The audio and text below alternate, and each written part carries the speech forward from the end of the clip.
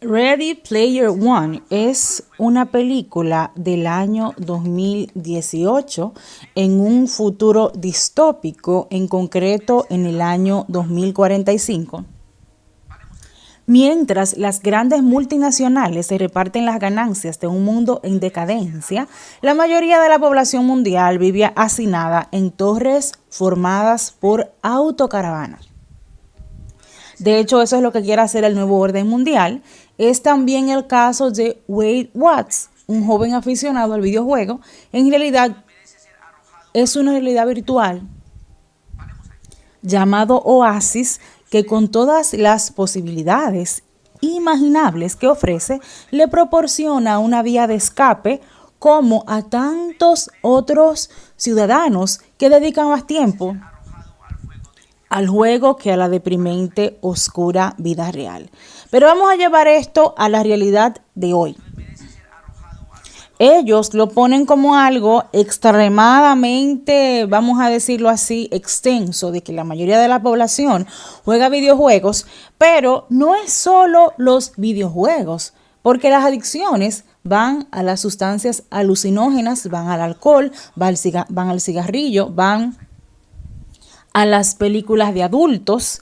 Entonces, podemos observar que asimismo existe un grupo de personas que nos controlan o nos quieren controlar porque no con todos lo logran a través de adicciones. Es un grupo de personas multimillonarias que ustedes saben que existen y que quieren que la población se sumerja en las adicciones para ser manipulables. El excéntrico creador de Oasis, James Donovan Halliday Mark, en este caso Mark Rylance, que amasa una inmensa fortuna, procura con su compañía GSS, un gran fan de los años 80, tras su muerte se anuncia el juego que contiene el huevo de Pascua. Quien lo encuentre heredará toda su fortuna. El joven Wade decidirá, como tantos otros, lanzarse a la carrera para encontrar el huevo de Pascua, resolviendo un rompecabezas cuyas claves están basadas en la cultura popular de los años 80 y así conseguir el preciado galardón. Comienza entonces una frenética carrera en la que inicia opción que sobrevivir es ganar. Podemos aquí sobresaltar en la película que a estos muchachos jóvenes se les da la facilidad de poder obtener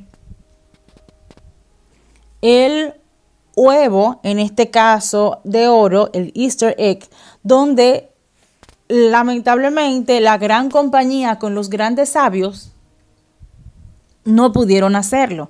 Esa es una película basada en la novela homónima de Ernest Cline, que también escribe el guión de la película de Ready Player One, que está dirigida por Steven Spielberg. Pero aquí hay algunos tópicos a nivel espiritual que yo quiero recalcar, que esa es mi área, y es ver cómo las personas por dinero se vuelven soberbias y quieren manipular al otro a su antojo. Como a este joven le ofrecen la cantidad de dinero que él quiera a Wade Watts y asimismo le ofrecen tener poder si él le consigue lo que ellos quieren, en este caso el huevo de oro. Como él dice que no, entonces intentan asesinarlo y matan su familia. A eso también hace referencia a cómo los poderosos eliminan a todos aquellos que se les oponen. Podríamos también observar cómo ellos piensan que tienen el poder absoluto y no es así, porque de todas maneras al final de la película ellos logran matar al malo, como muchos les quieren dar una esperanza en el mundo de Hollywood. Miren, existen muchas de estas películas de aventura donde le están enseñando al niño o al adolescente que él encontrará el malo y lo matará y será feliz para siempre, porque la gente no quiere justicia, la gente quiere venganza. Asimismo, se observa la protagonista de la película, donde su padre fue muerto asimismo por esta compañía y a ella le dicen que tiene que pagar una serie de impuestos porque ellos son los que les imponen a las personas cuánto tienen que pagar. De igual manera, podemos observar cómo él encuentra un grupo de amigos que lo ayudan y asimismo como el monstruo que busca ayuda dice que hay una máquina que solo funciona con magia. Interesante, por esta parte fue que yo quise analizar la película. La brujería ya no te la ponen solo en películas de terror, en películas de thriller o de suspenso. La brujería e invocar demonios también te la pueden llevar a películas de comedia o películas de acción. En este caso, dice el monstruo, es que para eso recuerda que no funciona de manera manual. Eso funciona con magia. Y el malvado le dice, pues haz que funcione con magia. Y hay un momento en la película donde comienzan ellos a decir su magia y lo hacen invocando demonios. Y así sus hijos se vuelven soberbios, se vuelven impúdicos, se vuelven desobedientes. Y es que usted no sabe cuántos demonios se han invocado en su casa con estas películas. Yo no digo que dejen de verlas. La misión mía es que cuando usted la vea, baje ese audio, invoque a la Virgen María con su pureza o evite que si usted sabe que la película es plenamente va en ese sentido, no la vea. Porque, por ejemplo, en Netflix hay algunas series que son totalmente satánicas, que son totalmente ocultistas, películas de satanistas y de brujas, que ya yo entiendo que bajo ninguna circunstancia yo debo verla, porque a mí me da náusea, me da dolor de cabeza y me da una opresión cuando yo veo esta clase de cosas que de verdad yo no la asimilo.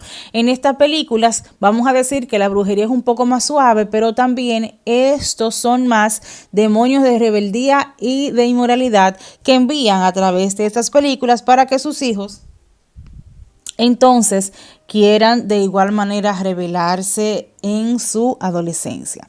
Entonces, en cuanto a los juegos, al final de la película ellos te dicen, bueno, vamos a poner 2 días para jugar y los otros días para trabajar.